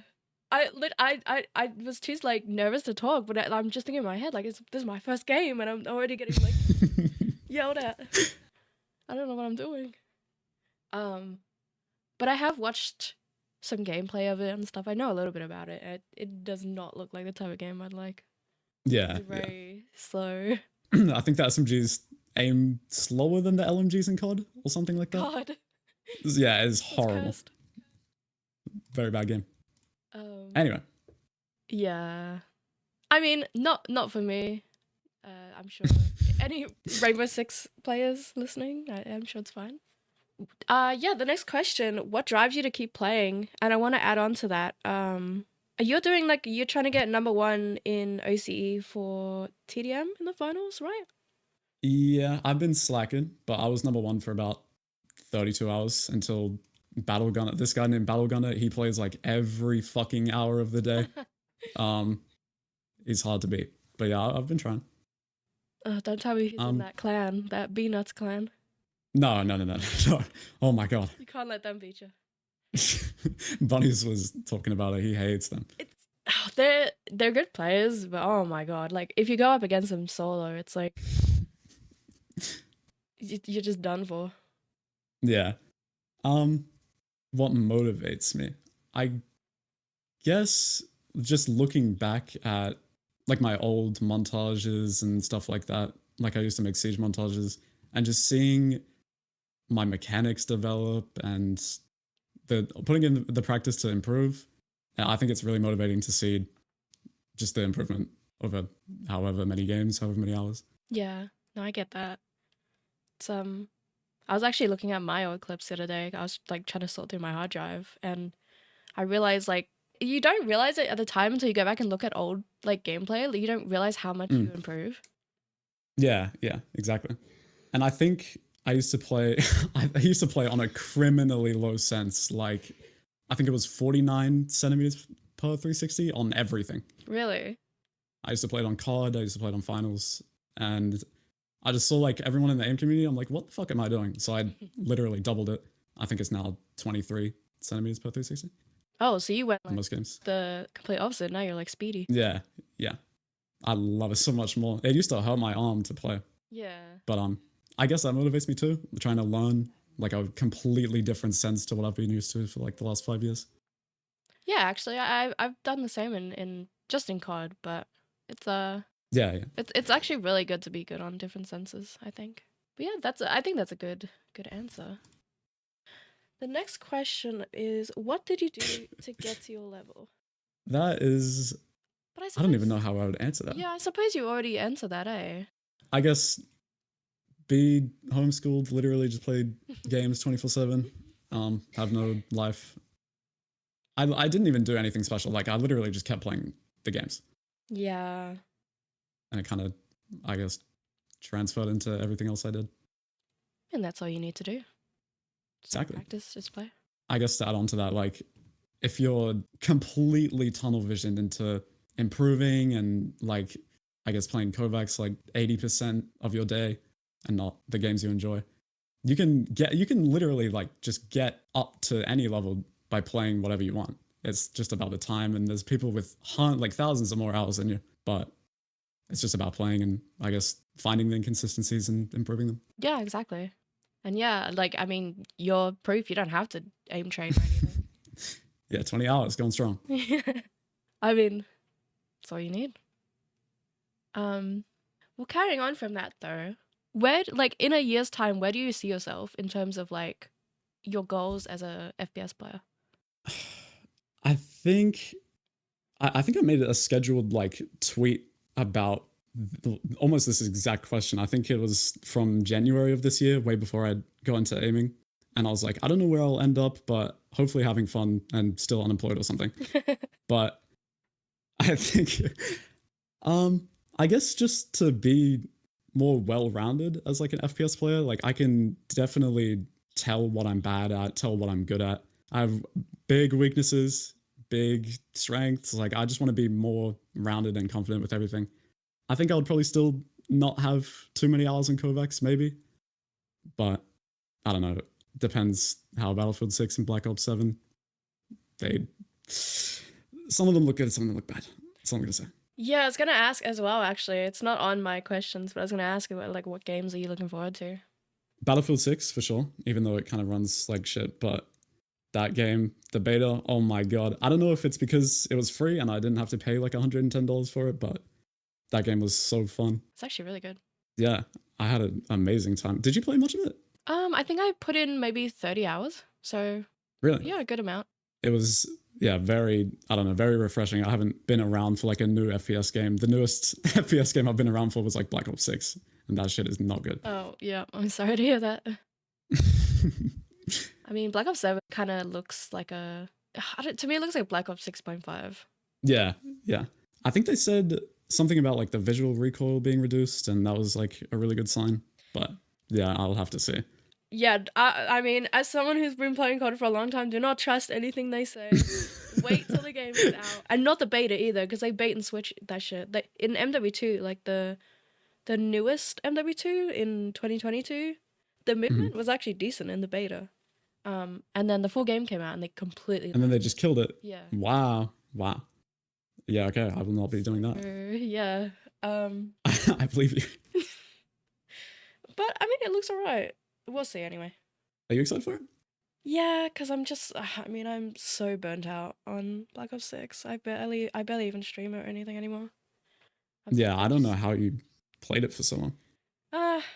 It is I guess my game. Like I can just get on it and do well and turn my brain off. and Yeah. have fun. Especially from going against you, I can fucking verify that. My God, that last game that do you remember it on the the dark map with the submarine or whatever? I think it's called Signal. Oh yeah. And there was that clan on your team. And then you joined like halfway through. I'm like, great, now PLAINZ is here as well. Like I was already getting frustrated because I'm getting like every time I'd kill them, they would call me like slurs and yeah, then yeah. you joined They in, would. and I'm like, for fuck's sake, now I'm gonna get killed every 2 seconds as well. I hopped on, like, I was trying my Raiden. I think it was on Heirloom, and you were just fucking destroying me. You and Bunnies, you guys were just absolutely, yeah, just destroying me. And then that game, the game you're talking about, the Signal one, Yeah. Fever Dream. Like, those guys were, yeah, they had some choice words for you. Yeah. And, yeah, slows. Yeah. I mean, that's Call of Duty for you. Yep. Things about kids too, just for good measure for some reason. Yeah. I mean, that's the thing about OCE as well, as a region. It's like you just run into the same people over and over. Yeah, yeah. That is so frustrating, and especially on the finals. Oh, Like, I can imagine. TDM is already a niche game mode. The finals is a niche fucking game. OCE is a niche region. Like, you're just playing the same people over and over. Yeah. Probably the number one thing that frustrates me as well and kills my desire. Yeah, and it's like the same 5 stacks for some reason, stuff like that. Well, at least you know the pain. Yeah, no, trust me. Yeah. Next question would be, what would your perfect FPS game look like? I was thinking about this in the Mori interview, and I was like, how am I going to answer that? Nothing like Siege, obviously, but I don't think I played Modern Warfare 3, like the newest one. So I'm going to have to say Modern Warfare 2019, like just barely any visual recoil, Yeah. kind of just the movement in that game. I don't know, just I feel like COD could pull it off so easily. Yeah, relax on like the gun shaking and stuff like that. I don't know, Modern Warfare 2019 is like kind of almost my perfect FPS game. I agree, honestly. They had gold, and I don't know why they Yeah, threw it away. It was like the best engine. Like a mouse and keyboard felt like perfect on it, and then every game after it's got this like weird like it's hard to explain. It feels delayed almost. yeah, I was just about to say that.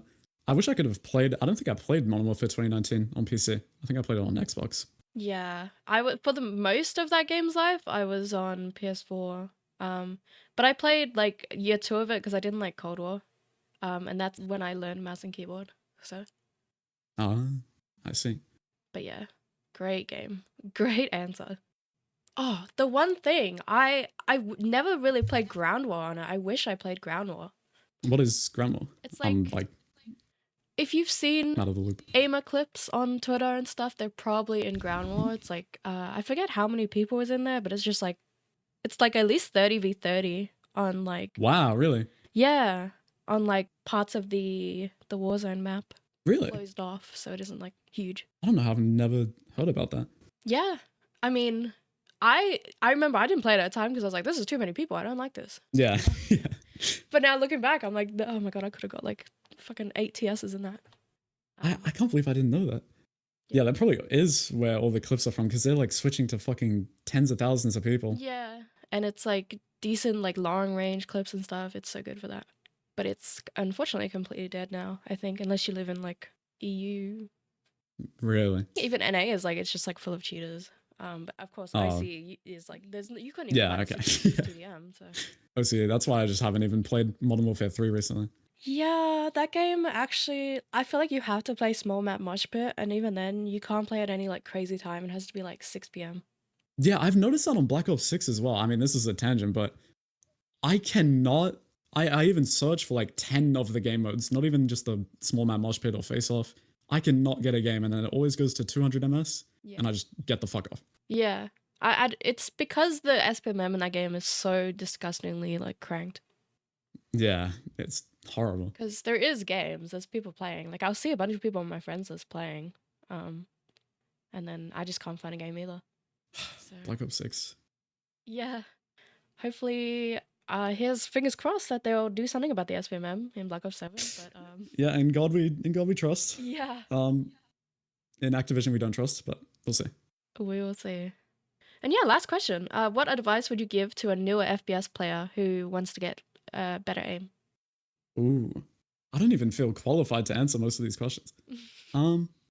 I would probably have to say be okay with making mistakes and be okay with blaming yourself for what you're doing wrong. Because I have so many friends that either blame the teammates, blame the enemies, blame the map, blame the gun. As soon as you start blaming yourself and knowing what you're doing wrong, you can iron out all your weaknesses, identify what you're doing wrong, what you're doing good, and then every game just becomes instantly more enjoyable. Like, it is insane. Literally just be okay with losing, be okay with being bad. That's kind of the whole point of aim training, is that you're bad and you want to get better and you want to improve. Yeah. And you want to not be bad anymore. So I guess just take responsibility. I agree with that fully. I've had my fair share of friends that did the same. It's never Yeah. ever their fault, always something else. Yeah, exactly. And it's like you're not going to be able to point out your own flaws and work on them. And I used to be one of those people, like, I would blame, especially in Siege, oh my god, I'd blame my teammates, I'd blame everything. But as soon as I started blaming myself, everything just kind of felt more fair, I guess. Like, I noticed that it was me, like, I wasn't dying in bullshit ways, they were just outplaying me and I was doing something wrong, and I should just try to fix that. Yeah, for sure. As long as it doesn't go too far the other way of like being toxic to yourself, because everyone everyone needs to learn. Just stay mindful of it, I guess. You can rewatch clips, rewatch VODs and stuff, see what you're doing wrong. And I guess don't beat yourself down over it either, yeah. You're already doing better than people who don't like self-reflect. Yeah, I mean that's Is that every question? that's all the questions, yeah. Wow. I was just gonna ask though, is there anything else you want to add, or you don't have to? I don't think so. I think that's everything. Yeah. No, you I don't know what else to add. you answer. You don't have to have very well. You don't have to have 10,000 hours in like Kovacs to, I guess, be a part of this community, or just aiming in general. You don't have to be crazy good in Kovacs or any aim trainers. Yeah, absolutely. So I think Pretty much. the aim community as a whole is pretty welcoming. Of course, there's some like outliers. Yeah, any skill level, just interact with people, and there's so many people willing to help and teach you stuff. And I mean, I know for me, when I first got into Kovacs, I had no idea what I was doing. Default Kovacs settings are a little strange.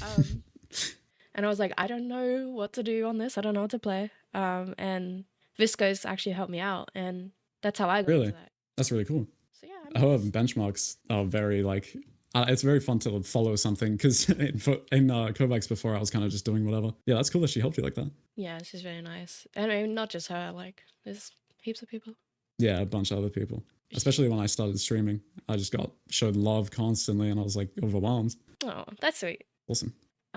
Yeah, I mean, I will say shout out to the Raw Input Discord as well. There's heaps of channels in there. You can come say hello or put your, VODs in there. People will happily help you. That's how I got so good. Rawinput.com. Oh shit. .tg. There you go. Yep. What monitor? I think it's just AOC 240 hertz, something like that. Wow, 1080. Yes. I don't know. I've been scared to run like 1440 because my PC kind of sucks. True. Yeah. I just know going from 1080p to like an OLED 1440 was insane. I've heard like everyone glaze it, and it makes me so jealous. It deserves the glaze. Yeah. Like the picture you posted with the blacks, Yes. that shit was crazy. And it like actually does look like that. I didn't edit the photo or anything. It looks so good. Yeah, that and getting glasses, both those things like make me so much better like immediately. Are they blue light glasses or Yeah. just I see. Fancy. They're the although yeah, on my not my last stream but the stream before, they just like exploded on my face. Like the screw just like fell out. So, maybe not too fancy. Last stream you were going crazy. Okay, the thing is, I had a few people message me, are like, "Are you okay? Like what?" Like, and I'm like, just so you know, that mouse pad is like a dud. It's like a really old. It has a dead zone in the middle. I played it up a little. I have another one that's like fine. But yeah, I should not be allowed alcohol. I think I saw people in chat like, I think they thought Bonnie's was like abusing you or something. Like, oh my god, what the fuck is going on? Are you okay? No, that's just casual That's Borderlands stream. Yeah, casual.